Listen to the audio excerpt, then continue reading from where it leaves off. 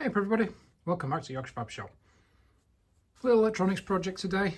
Wife's given me this and said, works when it's plugged in, but as soon as you unplug it, it stops working. So presumably it's just a battery that needs replacing. Can't imagine it's too difficult on this. So we've got a little Bose Soundlink colour. This will be the first generation one, I think. It's a few years old now, it's served as well, but obviously it's past its best now. So it's the model 415859. And I think you can still get these new, but they've been replaced with quite a few other newer models now. So there's not a lot to these. Batteries obviously somewhere inside, and the only way to get access is by these four covers. You need to get them out. Now I've tried with hot glue and various other glues, and I can't get the strength to pull these out with sticking something to it. So what we're going to go ahead and do is stick a small hole in with a drill, get a screw or something in it and try and pry it out that way.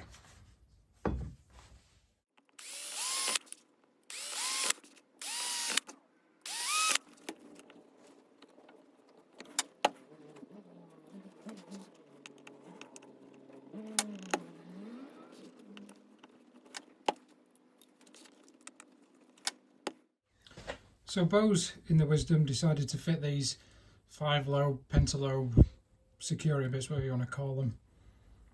Makes it real tricky to get them out because, like most sets, my little cheap screwdriver set, although it has got security bits in up here and Allen key and Torx sizes, both imperial and metric, they're all 6 lobes, so I can't get those out, and you will struggle to get them out with anything other than the correct tool. But what I have done is managed to find a bit of a cheap way of getting them out. So basically you get 2 small flathead screwdrivers.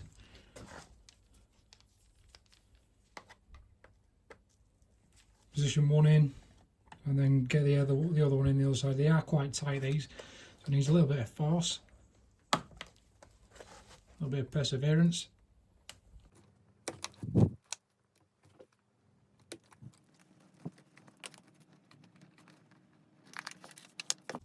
Okay, so that one just came out with literally getting the flathead, but if you look, it's actually broken the little security part out, so the flathead are just fitting nicely in there.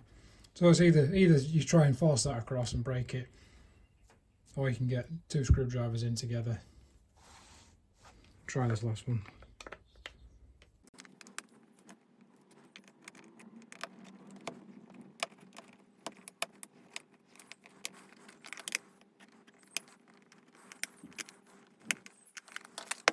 For some reason the last one's always the tightest. But I got that going with the 2 and then I could get in with the single. So with those 4 screws, I'll probably replace them for something with a posi drive or a flathead in there. This should just open up now. Yeah. So there's the battery.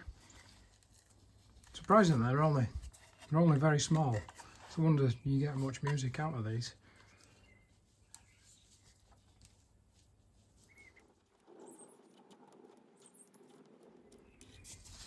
So spec of the battery then, to 3.6 volt, 2,500 milliamp hour, 9 watt hours. So there's a bit of info there. We should be able to replace that with something like for like. Blah blah blah, yeah, don't exceed temperature. So I think there's some charge controller or something in here, so we'll have to get that cut open and try and open this packaging up, see exactly what's in there, and get the knife on there.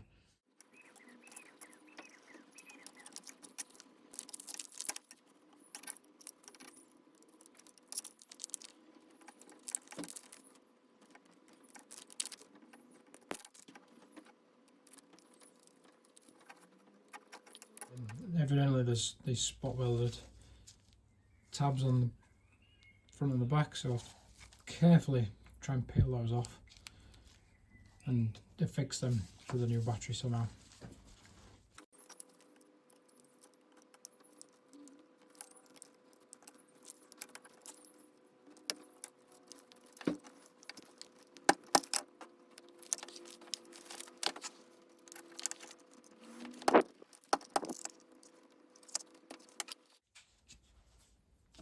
New battery came in the post the other day. Quite easy to get hold of. I'm not familiar with these style of batteries. but this is, as a lot of you probably already recognise, is just one of those 18650 batteries that they're really easy to get hold of, really readily available everywhere.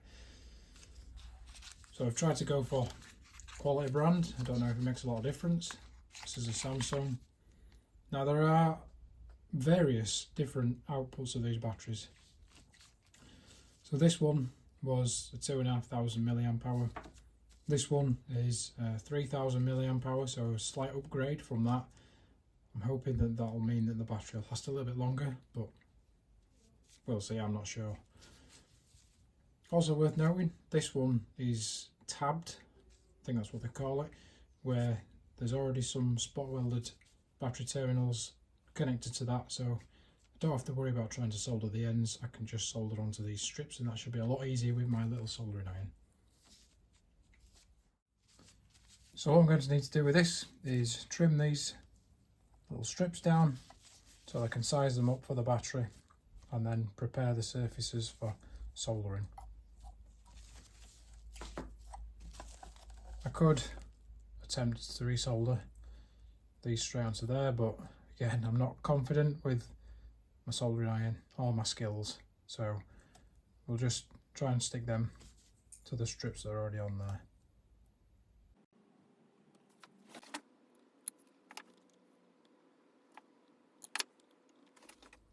To prepare the battery, put a little bit of flux on each terminal, and then we'll dab some solder on, hopefully it'll stick.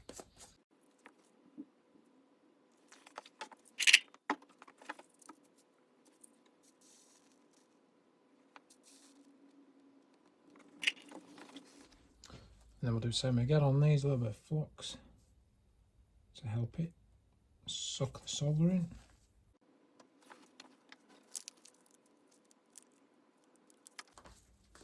Also reattach that tape.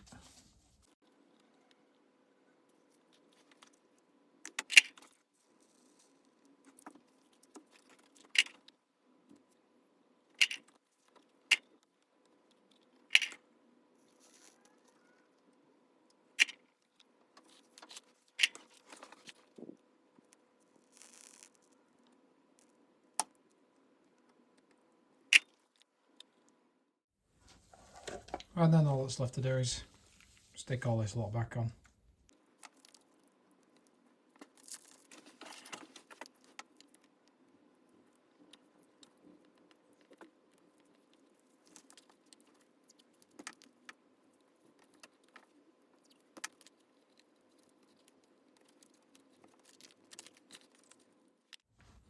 So with that back together, case on, the most Yorkshire way to re-screw this back together without using new screws is just to cut a slot in these old ones, and then you can get a flathead screwdriver on there then. So no need to replace those. Quite hard, but hacksaw will get that no problem.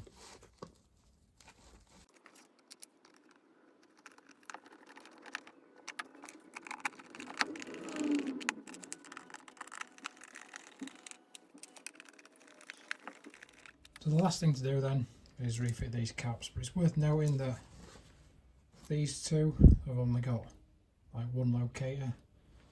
These two have got an extra slot for different caps.